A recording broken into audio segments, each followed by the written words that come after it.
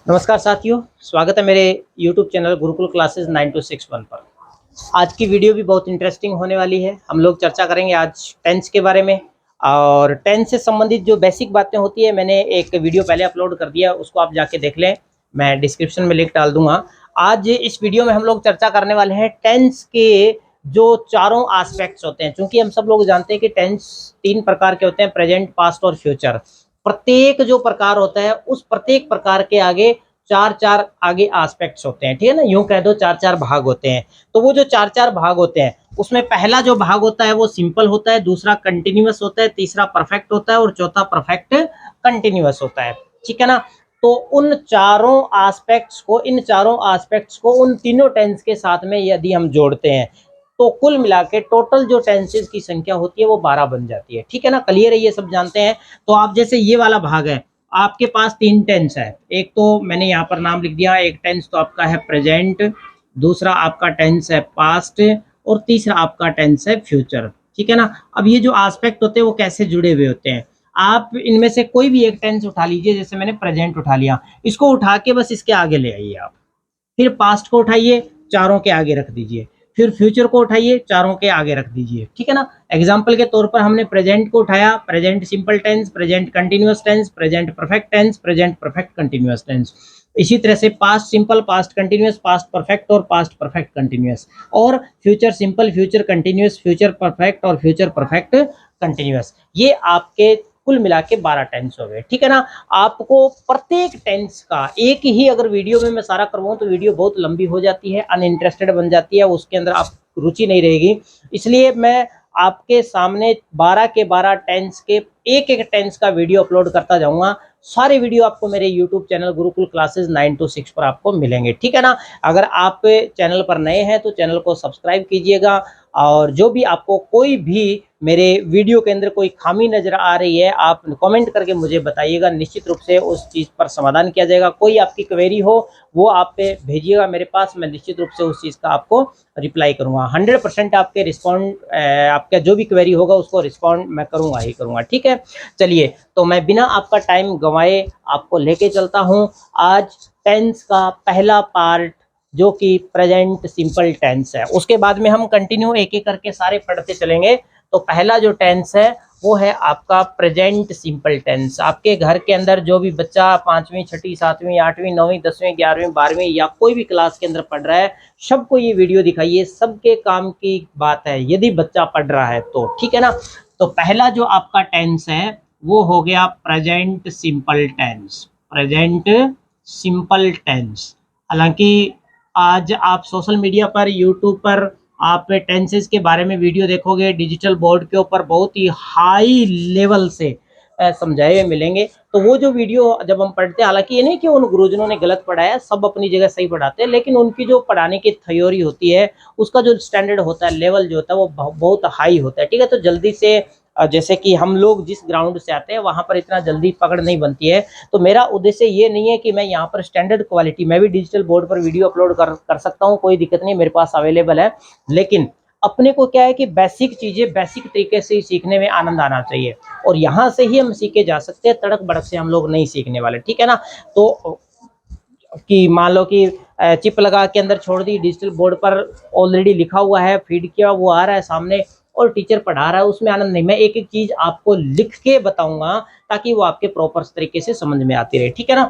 Present simple tense, जब भी आपको टेंस सीखना हो दो बातें आपको सीखनी पड़ेगी।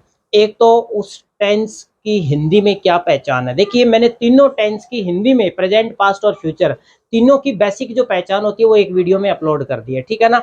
अब आपके पास 12 टेंस है, इन 12 की जो अलग अलग पहचान है वो क्या पहचान होगी, ठीक है ना। पहले तो आपको ये क्लियर पता है कि प्रेजेंट टेंस की जो पहचान होती है वो क्या होती है। हिंदी के वाक्य के अंत में है, हूं, है, हो इत्यादि शब्द आते हैं, ठीक है ना। ये तो आपके प्रेजेंट टेंस की पहचान हुई, जबकि अब हम जो टेंस कर रहे हैं वो प्रेजेंट सिंपल कर रहे हैं। एक बात तो आपको टेंस की पहचान ध्यान रखना है। दूसरी बात आपको टेंस में ध्यान में रखनी है कि कोई भी आपके पास हिंदी में वाक्य दिया हुआ है, वो मान लीजिए कि प्रेजेंट सिंपल टेंस का ही है, और उस हिंदी वाले वाक्य को यदि आपको इंग्लिश में कन्वर्ट करना हो, इंग्लिश में उसको ट्रांसलेट करना हो, तो कैसे करेंगे। तो उसके लिए आपको पैटर्न से समझनी पड़ेगी। ये दो चीजें टेंस में आप सीख जाइएगा, उसके बाद इंग्लिश देखिए कितनी आपको आसान लगने वाली है। जो अब तक आपके बर्डन था, सर का बोझ था, वो बिल्कुल आसान बन जाएगी। ठीक है, तो देखिए प्रेजेंट सिंपल टेंस की सबसे पहले इसकी जो पहचान है वो पहचान मैं आपको बता देता हूँ। जो भी आपके पास हिंदी में वाक्य दिया हुआ है पहचान, और ये अपने कब जरूरी हो जाता है। देखिए आजकल हम लोग क्या करते हैं, मान लीजिए कि मैं 10वीं क्लास का छात्र हूँ और मेरे 10वीं क्लास बोर्ड एग्जाम के अंदर एक स्टोरी लिखनी आती है, एक पैराग्राफ लिखना आता है, एक स्पीच लिखनी आती है। तो हम लोगों को क्या करना पड़ता है, जो भी आपके पास गाइड होती है उस गाइड के अंदर अपने को रट्टे मारने पड़ते हैं। ठीक है ना, और रट्टा मारी हुई चीज की स्टेबिलिटी नहीं होती है, वो ज्यादा देर दिमाग में नहीं रहता है। अब इस टेंस का क्या महत्व बन जाएगा, आपको माई स्कूल पर लेख लिखना है। एक तो आप रट्टा मार के याद करके लिख के आओगे, एक आपको माई स्कूल पर अपने को पता है, हम सीधे लिख लेते हैं कि मैं इस विद्यालय में पढ़ता हूँ, मैं इस क्लास का छात्र हूँ, मेरे विद्यालय में इतने छात्र हैं, मेरे विद्यालय में इतने टीचर हैं, मेरे विद्यालय में लाइब्रेरी है, खेल मैदान है। हिंदी में फटाफट आ रहा है आपको, उसका इंग्लिश ट्रांसलेशन करना है, और इंग्लिश ट्रांसलेशन करने के लिए जो सबसे बड़ा हथियार आपका होगा वो टेंस होगा। ठीक है ना, तो उसके लिए आपको पहले पहचान जरूरी होगी कि जिस वाक्य का हम इंग्लिश रूपांतरण करने जा रहे हैं वो वाक्य कौन से टेंस का है, उसके अकॉर्डिंग फिर आपको फॉर्मूला यूज करना पड़ेगा, और उस फॉर्मूले के अंतर्गत या पैटर्न यूज करनी पड़ेगी, उसी के अंतर्गत फिर आप उस हिंदी वाले वाक्य का इंग्लिश ट्रांसलेट कर पाएंगे। तो इसकी जो पहचान होती है, आप कोई भी किसी भी टेंस की पहचान करोगे तो आपको हिंदी के वाक्य के अंत में जाना पड़ेगा। तो मैं पहचान लिख देता हूं प्रॉपर, हिंदी के वाक्य के अंत में, हिंदी के वाक्य के अंत में ता है, ती है, ते है, ता हूं इत्यादि शब्द दिए हुए होते हैं।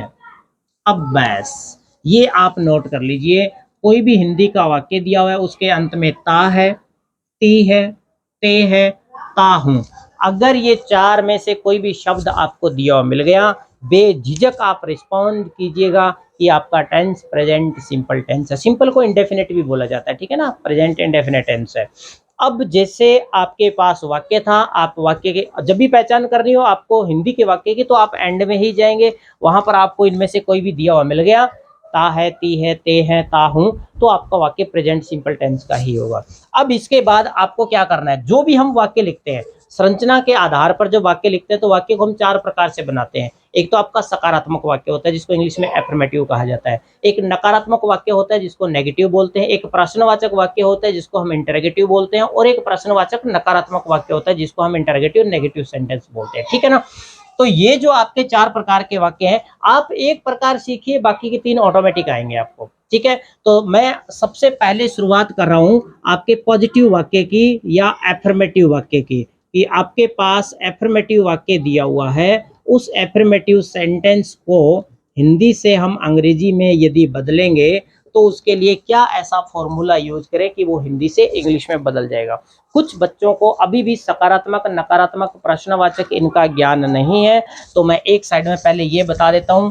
आपका मान लीजिए कि एक वाक्य दिया हुआ है, राम मेरा भाई है, ये जो वाक्य है ये आपका पॉजिटिव स्टेटमेंट है, ये सकारात्मक सेंस दे रहा है। ठीक है ना, तो ये आपका पॉजिटिव या एफर्मेटिव हो गया। यही वाक्य यदि आपने लिख दिया राम मेरा भाई नहीं है, तो फिर आपका नेगेटिव हो जाता है। अगर इस वाक्य को आपने कर दिया क्या राम मेरा भाई है, तो वो इंटरोगेटिव वाक्य हो जाता है। और इसी वाक्य को यदि आपने कर दिया कि क्या राम मेरा भाई नहीं है, तो वो वाक्य इंटरोगेटिव नेगेटिव बन जाता है। ठीक है ना, तो ये चार प्रकार के जो संरचना के आधार पर, वैसे प्रकृति के आधार पर जो वाक्य होता है, रचना के आधार पर जो वाक्य होते हैं वो तीन प्रकार के होते हैं, सिंपल वाक्य, कॉम्प्लेक्स, कंपाउंड वाक्य, उस पर भी हम बाद में चर्चा करेंगे कोई वीडियो के अंदर। तो सबसे पहले हम इसके एफर्मेटिव वाक्य की बात कर रहे हैं। तो इसका जो एफर्मेटिव वाक्य है, इस वाक्य को आप कैसे, पहचान हो गई, ता है, ती है, ता हूं, ये आपको शब्द दिए मिल गए। तो इस वाक्य की इंग्लिश बनाने के लिए आपको सबसे पहले उस हिंदी वाक्य से सब्जेक्ट लेना होगा। हिंदी वाक्य में जो भी सब्जेक्ट है उस सब्जेक्ट को आपको लेना पड़ेगा। ले लिया सर जी। इस सब्जेक्ट के बाद में आपको उसी वाक्य में जाना है और आपने को वर्ब की फर्स्ट फॉर्म लगानी होगी।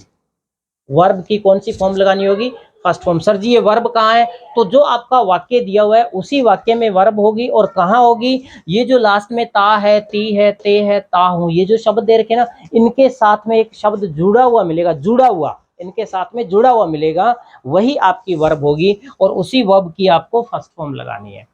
समझ आई बात? और जैसे ही आपने वर्ब की फर्स्ट फॉर्म लगाई, उसके बाद आपको क्या करना है, ऑब्जेक्ट लगाना है। बस आपका वाक्य हिंदी से इंग्लिश में बदल जाएगा। थोड़ा सा ध्यान रखना है, जिस टाइम आप वर्ब की फर्स्ट फॉर्म लगा रहे हो, यहाँ एक चीज और ध्यान रखना है, कई बार ये जो वर्ब की फर्स्ट फॉर्म है, इस फर्स्ट फॉर्म में आपको एस या ईएस भी जोड़ना पड़ सकता है। वो क्यों जोड़ना पड़ सकता है? क्योंकि एक सब्जेक्ट वर्ब एग्रीमेंट होता है, जिसके बारे में आपको जानकारी है नहीं है तो आपको मेरे चैनल पर इसका वीडियो मिल जाएगा, लिंक मैं डिस्क्रिप्शन में डाल दूंगा, ठीक है ना। तो ये एस या ईएस क्यों जुड़ता है? सब्जेक्ट वर्ब एग्रीमेंट ये बोलता है कि सब्जेक्ट यदि आपका सिंगुलर हो तो इसके तुरंत बाद में आने वाली जो वर्ब होती है वो सिंगुलर ही आती है। सब्जेक्ट यदि प्लूरल हो तो वर्ब भी प्लूरल ही आती है, ठीक है ना।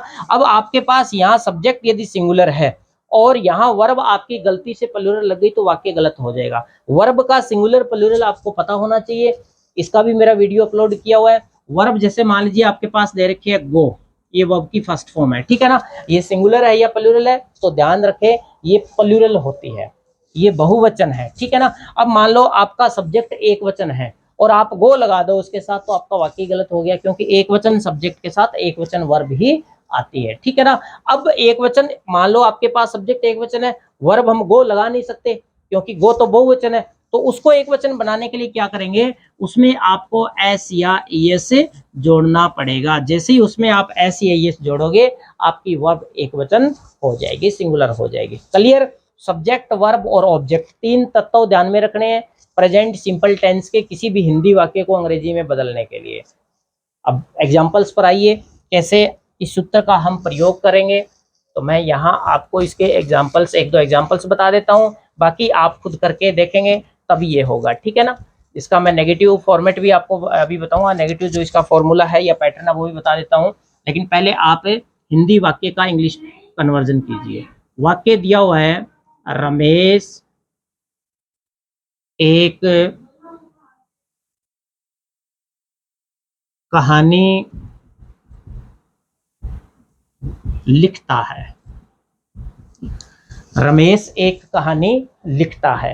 अब इस वाक्य को इंग्लिश में बदलने के लिए पहला काम आपको करना होगा, इस वाक्य का टेंस की पहचान करो। पहचान करने के लिए वाक्य के एंड में गए, वहां पर आपको क्या दिया मिल गया, ता है। इसका मतलब आपके पास जो दिया गया वाक्य है वो प्रेजेंट सिंपल टेंस का है, और प्रेजेंट सिंपल टेंस का एफर्मेटिव वाक्य है, क्योंकि इसमें न तो क्या है न नहीं दिया हुआ है, इसका मतलब एफर्मेटिव है, स्टेटमेंट है सीधा।